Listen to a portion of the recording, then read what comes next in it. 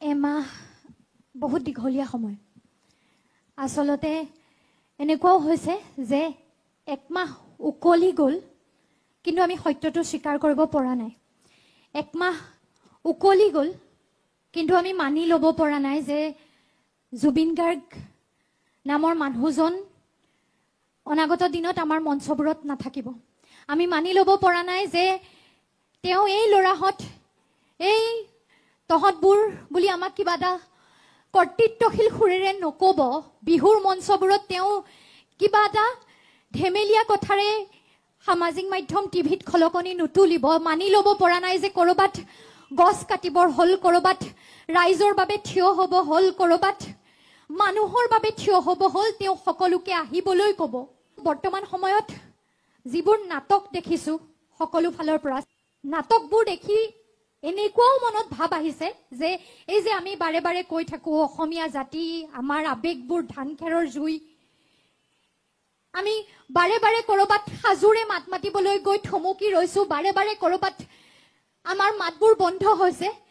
কোনোবাই হয়তো ভাবি লৈছে নেকি যে এইকুৰা জুয়ো ধান খেৰৰ জুই, এইকুৰা জুয়ো তুহগুৰিৰ জুই। যদি ভাবিছে, মই মানস দা আজি 30 দিনৰ দিনটোত কটনৰ বাকৰিত ছাত্ৰ ছাত্ৰীসকলৰ চকুত চকু থৈ যেতিয়া দেখিছোঁ, মই কালি সোণাপুৰলৈ গৈছোঁ, এগৰাকী আইতা আহিছে, 80 বছৰমান হ'ব, শিৱসাগৰৰ পৰা আহিছে। ত্ৰিদীপ মই আমি কালি বহু সময় সোণাপুৰত আছোঁ, আৰু কাতি বিহুৰ দিনটোত সোণাপুৰত মানুহে নিজৰ ঘৰৰ চাকি গছ লগাইছে, আৰু আমি দেখিছোঁ যে কেতিয়া এজন মানুহৰ পৰা মহাপুৰুষ হয়। আমি দেখিছোঁ যে কেতিয়া মানুহৰ ভালপোৱা, মানুহৰ মৰমেৰে এজন ব্যক্তিৰ পৰা মহামানৱৰ শাৰীলৈ লৈ যায়, কেতিয়া মানুহ ভগৱান হয়। মই জুবিন দাই ভগৱানক বিশ্বাস কৰা নাছিল, আমিও জুবিন দাক ভগৱান বুলি কৈ তেখেতৰ আদৰ্শৰ বিৰোধ কৰিব নিবিচাৰোঁ, কিন্তু মানুহৰ ভাল পোৱাই আটাইতকৈ বেছি ক্ষমতাশালী, শক্তিশালী যদি কাৰোবাক কৰি তুলিব পাৰে, কিদৰে কৰিব পাৰে যোৱা 30টা দিনত আমি সমগ্ৰ অসমৰ ৰাইজে দেখিলোঁ। আৰু তাৰ পাছতো যদি কোনোবাই ভাবিছে যে জুবিন গাৰ্গৰ নামৰ এই জুইকুৰা ধান খেৰৰ জুই, তেতিয়াহ'লে ভুল ভাবিছে। যদি কোনোবাই ভাবিছে যে জুবিন গাৰ্গৰ নামত ক্ষমতা লাভৰ অংক কৰিব, স্বাৰ্থ সিদ্ধিৰ নাটক কৰিব, যদি কোনোবাই ভাবিছে যে মানুহৰ আৱেগবোৰ আগৰ দৰেই দুদিনীয়া আৱেগ, তেন্তে তেওঁলোকক স্পষ্টকৈ ক'ব বিচাৰো, এই আৱেগক ধান খেৰৰ জুই বুলি ভুল নকৰিব। জুবিন গাৰ্গৰ নামত অসমীয়াৰ বুকুত একুৰা জুই জ্বলি আছে, এতিয়ালৈকে দুখৰ হৈ আছে, এতিয়ালৈকে আৱেগৰ হৈ আছে। এই জুইকুৰাত ভালপোৱা আছে, এই জুইকুৰাত জুবিন গাৰ্গৰ প্ৰতি আৱেগ আৰু ভালপোৱাবোৰ আছে, কিন্তু এই জুইকুৰা আৱেগৰ পৰা দাবানল হ'বলৈ বেছি সময় নালাগিব। খাণ্ডৱ দাহ হ'বলৈ ফিৰিঙঠিয়ে যথেষ্ট, আৰু জুবিন গাৰ্গ নিজেই খাণ্ডৱ দাহ কৰিব পৰাকৈ, বিশ্ব ব্ৰহ্মাণ্ড চাৰখাৰ কৰিব পৰাকৈ শক্তিশালী আছিল বাবে এটা ভালপোৱাৰ গান আজি প্ৰাৰ্থনা হৈছে। কিমান শক্তি থাকিব লাগিব এজন ব্যক্তিৰ শব্দত, সুৰত, যে ভালপোৱাৰ গান এটা আমি প্ৰাৰ্থনাৰ দৰে গাবলৈ লৈছোঁ।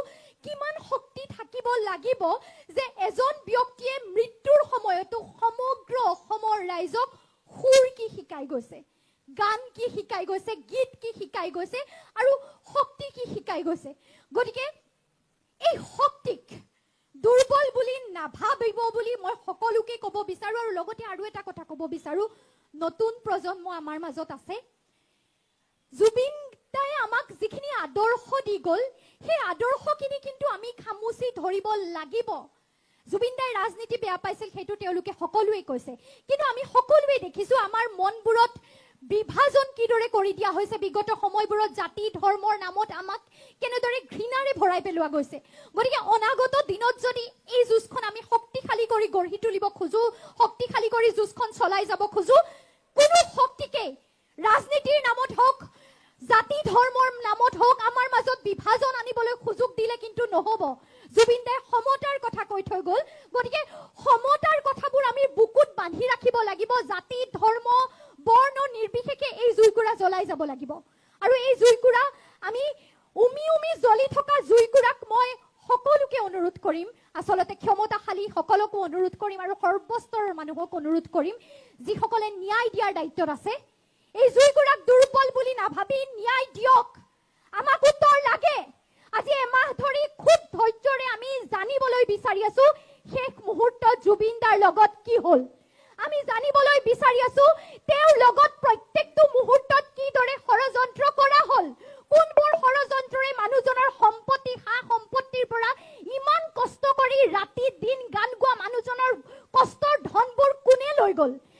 আমি জানিবলৈ বিচাৰি আছো ৰাতি দিনটো শুই থাকে বুলি জনাৰ পাছতো সেই মানুহজনক ৰাতি দুৰ্বল অৱস্থা, তাত পানী লৈ যাব নালাগে, জুই লৈ যাব নালাগে বুলি কোৱাৰ পাছতো কিদৰে সাগৰত এৰি দিয়া গ'ল, কাৰ গাফিলতিত হ'ল, কি কি ষড়যন্ত্ৰ আছিল, এই ষড়যন্ত্ৰবোৰৰ প্ৰত্যেকটো চুক কোন তাৰ উত্তৰ আমাক লাগে।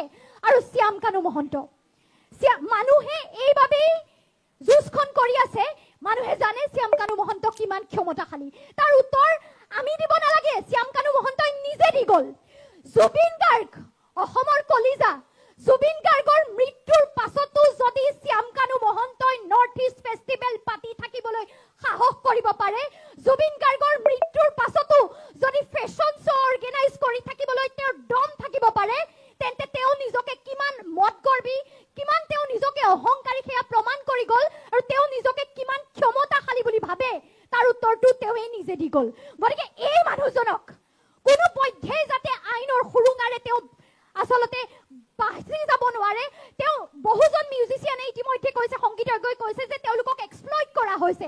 এই মানুহজনে জুবিন গাৰ্গক বেকবন বুলি কৈছিল, আৰু যে বেকবন বুলি কয় সেই মানুহজনক জুবিন দা অৱস্থা গম পোৱাৰ পাছতো তেওঁ আহি পুনৰ ফেশ্বন শ্ব'ত পুনৰ ইভেণ্ট অৰ্গেনাইজ কৰিবলৈ গুচি গৈছিল।